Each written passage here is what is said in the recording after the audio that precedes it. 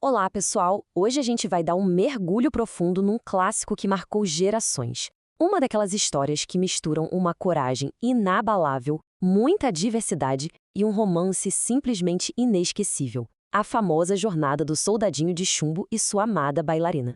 A gente vai destrinchar juntos os motivos que fazem esse conto ressoar tão forte até hoje, acompanhando uma narrativa épica de resiliência e destino, que mostra que a força de vontade pode desafiar até as nossas maiores limitações. Vamos nessa?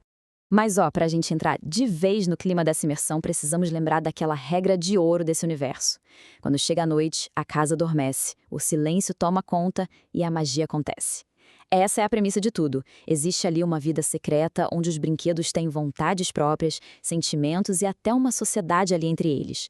E é exatamente nessa linha fininha entre o mundo real e o mágico que a nossa história vai se desenrolar. Primeira parte da nossa análise: o soldadinho e a bailarina. Um amor, no mínimo, improvável. A história do nosso protagonista já começa de um jeito muito peculiar. Ele era o último de 25 irmãos idênticos, todos feitos a partir do chumbo derretido de uma velha colher de metal. Só que como o chumbo acabou bem na hora que estavam fazendo ele, o nosso herói ficou com uma perna só. Mas a postura dele, sempre firme. Uma verdadeira marca de bravura. E foi ali, na mesa de brinquedos, que a vida dele mudou. Lá estava essa deslumbrante bailarina de papel, graciosamente parada na porta de um castelo maravilhoso. Ela tinha uma saia de tule transparente e uma lantejola dourada brilhando no peito. E o detalhe mais importante, ela estava com os braços estendidos e uma das pernas levantada tão, mas tão alto, que até parecia ter desaparecido. Na mesma hora em que o soldadinho bateu o olho nela daquele jeito, rola uma constatação super emocionante. Ele pensa: vejam só, ela também só tem uma perna, seria a esposa perfeita para mim. Ele enxergou nela uma verdadeira alma gêmea, sabe? Alguém que parecia compartilhar dessa mesma condição física. E é nesse exato instante que nasce um amor profundo, silencioso e que vai ser a grande âncora de estoicismo dele para toda a loucura que vem pela frente. E aí a gente entra na segunda parte, a ameaça do gnomo ou a inveja escondida nas sombras. Porque, como a gente sabe, a tranquilidade dura pouco, né? De repente, do nada, de dentro de uma daquelas caixas de surpresas, pula um gnomo muito do invejoso. Com aquele olhar malicioso, ele logo saca os olhares apaixonados do soldadinho para a bailarina. E num ato de pura inveja, o gnomo solta uma ameaça pesada. Ele avisa que aquele amor não seria tolerado. Uma sementinha de perigo é plantada ali, no meio da noite, já dando a letra de que a resiliência do nosso herói ia ser testada em níveis extremos muito em breve. O que nos leva à nossa parte 3, a queda e o barquinho. O destino sendo lançado à própria sorte. No dia seguinte, as coisas saem do controle numa velocidade absurda. Primeiro, seja por uma rajada de vento ou, quem sabe, um empurrãozinho maldoso do gnomo.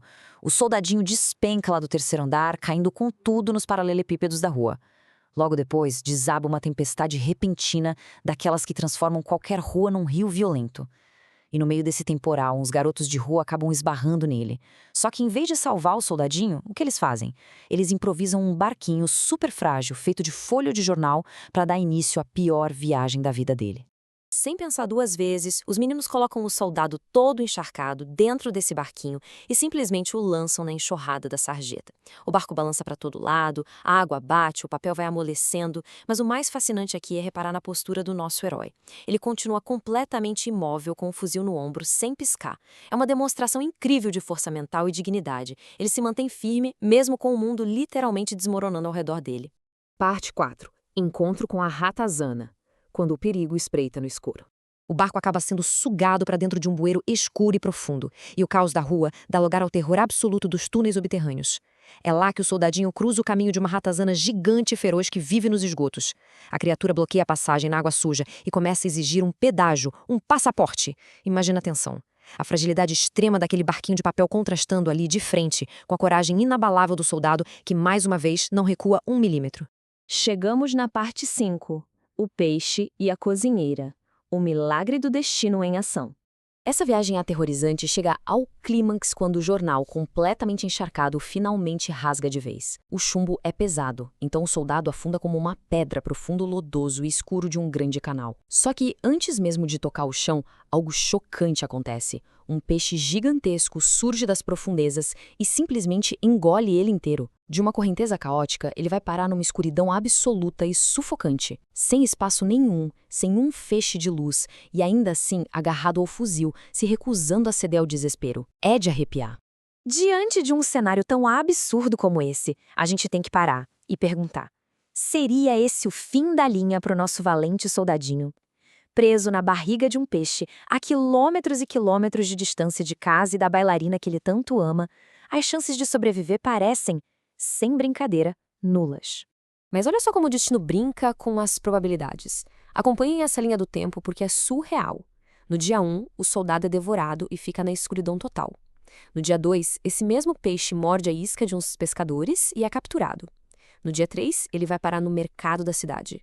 E aí, no dia 4, de todas as pessoas, de todos os lugares do mundo, ele é comprado pela cozinheira da mesmíssima casa de onde ele caiu no começo de tudo. É a própria convergência do universo trabalhando. E então, temos essa revelação maravilhosa. Lá na cozinha, a cozinheira abre o peixe com uma faca e a luz do dia volta a brilhar para o nosso herói. Imagina o susto dela exclamando: "Vejam, o soldadinho de chumbo!" Dá para sentir a surpresa e a alegria desse momento. Das águas escuras e frias de um canal, ele milagrosamente retorna ao conforto e ao calor do lar. E assim chegamos na nossa sexta e última parte. O coração de chumbo. Eternizados pelo fogo. O soldadinho é lavado e colocado de volta em cima daquela exata mesma mesa. A troca de olhares com a bailarina acontece em um silêncio carregado de emoção. Tudo parecia perfeito de novo. Até que a tragédia ataca sem nenhum aviso.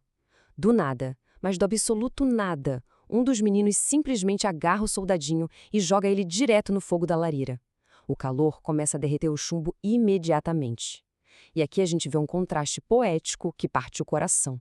Enquanto o soldado derrete, em silêncio, sem tirar os olhos do grande amor da vida dele, uma corrente de vento bate forte.